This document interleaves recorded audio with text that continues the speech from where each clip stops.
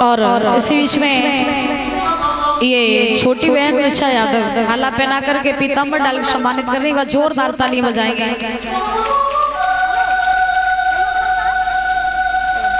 और ये छोटा भाई शिवम यादव ये 100 रुपए देख सम्मानित कर रहे हैं। बहुत बहुत धन्यवाद है। भगवान से कामना करेंगे कि बच्चों की लंबी आयु होती रहे और माँ सरस्वती के दादिष्टि बच्चों के ऊपर बनी रहे और बड़े होकर के अपने माता पिता का नाम रोशन करते रहे। बल बुद्धि विद्या आयु बढ़ती रहे। भगवान से कामना ही आकांक्षा है।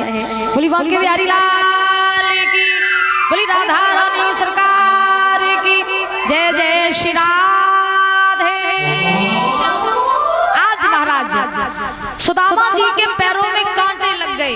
कांटों की वजह से महाराज पैरों में से रक्त निकलने लगा, पैरों में छाले पड़ गए बड़े बड़े।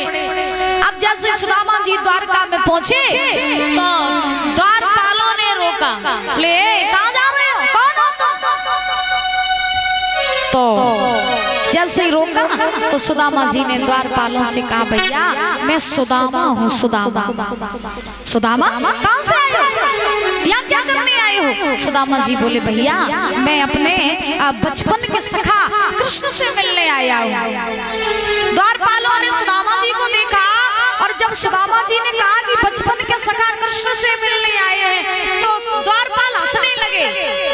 द्वारपाल हंसने लगे, बोले ब्राह्मण देव तुम्हारे जैसे ब्राह्मण यहाँ दिन में 1000 आते हैं और तुम इतने बड़े राजा को अपना मित्र बता रहे हो। तुमने अपना वेश देखा है, अपने वस्त्रों को देखा है, अपनी दशा को देखा है, तो तुम अपने आप को कृष्ण का सखा बता रहे हो। भाग जाओ यहाँ से, तुम्हारे जैसे ब्राह्मण रोज आते हैं। सुदामा जी ने कहा, ए भैया एक बार कह दो ना जाके कृष्ण से कि सुदामा नाम के ब्राह्मण मिलने आए हैं। और जैसे ही द्वारपालों ने सुदामा जी को फिर रोका, बोले नहीं भागे तुम यहाँ से। सुदामा जी ने कहा, भैया सुनो मेरी बात, तुम्हें नहीं मालूम है कि देखो देखो ये गरीबी, ये गरीबी कहा और कृष्ण के दल पे विश्वास लेके आया हूँ। मेरे बचपन का यार है मेरा श्याम, यही आस लेकर मैं दल पे आया। भैया अरे द्वारपालो कन्हैया से कह दो कि मिलने सुदामा गरीब आया है।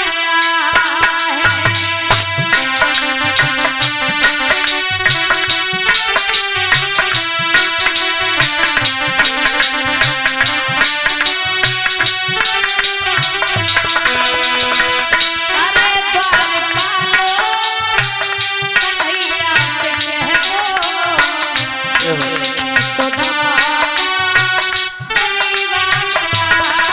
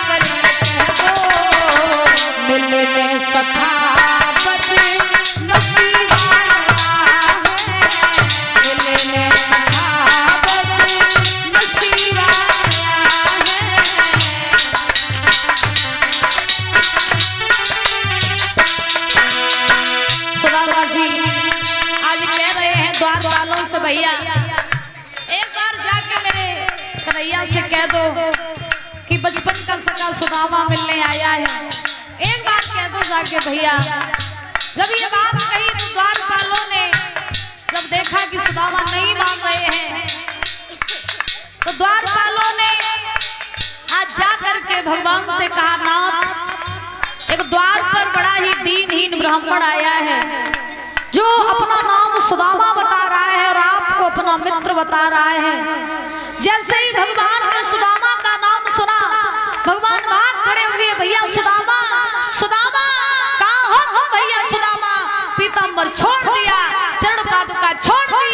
आज भगवान भाग खड़े हुए। रुक्मिणी ने कहा, नाथ चरण पादुका तो पहन लो। भगवान ने कहा, नहीं नहीं, आज मुझे अगर थोड़ी सी भी देरी हो गई मेरा मित्र वहां से निकल जाएगा, मुझे जाने दो। भागे भगवान और जाते जाते सुदामा द्वार पर खड़े हृदय से लगा लिया सुदामा जी को। क्या नजारा है। पूरी द्वारकाधीश कन्हैया सुनते ही दौड़े ले आए मोहन, लगाया गले से सुदामा को मोहन हो, लगाया गले से सुदामा को मोहन हो। सुनते ही दौड़े चले आए मोहन, लगाया गले से सुदामा को मोहन हो। ही दौड़े चले आए मोहन, लगाया गले से सुदामा को मोहन। हुआ रुक्मिणी को बहुत ही अचंभा, हुआ रुक्मिणी को बहुत ही अचंभा। ये मेहमान कैसा अजीब आ गया है, ये मेहमान कैसा अजीब आ गया है।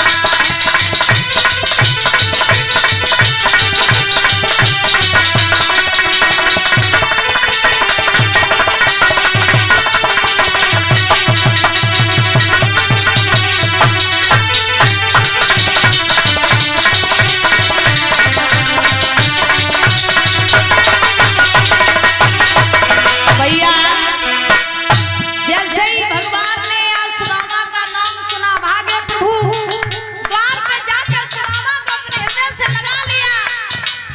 अब जैसे ही हृदय से लगाया भगवान सुदामा को देख करके आंखें सजल हो गई, आंखों से आंसू निकलने लगे भगवान के। सुदामा हृदय से लगे हैं भगवान के। भगवान सुदामा को लेकर के जैसे ही परीक्षा जी जैसे ही भगवान को लेकर के महलों में आए सुदामा जी, जैसे ही भगवान आए सुदामा जी को महलों में लेके, रुक्मिणी ने देखा ये मेहमान आज मैंने पहली बार देखा, जिसके पास पहनने के लिए अच्छे वस्त्र भी नहीं है। पता नहीं कौन सा अजीब सा मेहमान आ गया। ये मेहमान आज हम पहली बार देख रहे हैं। अब रुक्मिणी को बड़ा अचंभा है। इधर भगवान आए हैं, सुदामा जी को लेके अपने आसन पर बैठाया। जिस स्थान पर मेरे ठाकुर बैठा करते थे आज उसी स्थान पर सुदामा जी को बैठाया। भगवान को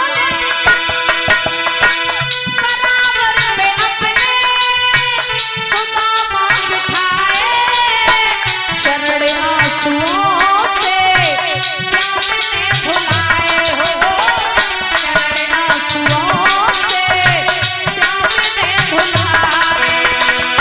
बराबर पे अपने सुदामा बैठाए, चरण आंसुओं से श्याम ने धुलाए हो। बराबर पे अपने सुदामा बिठाए, चरण आंसुओं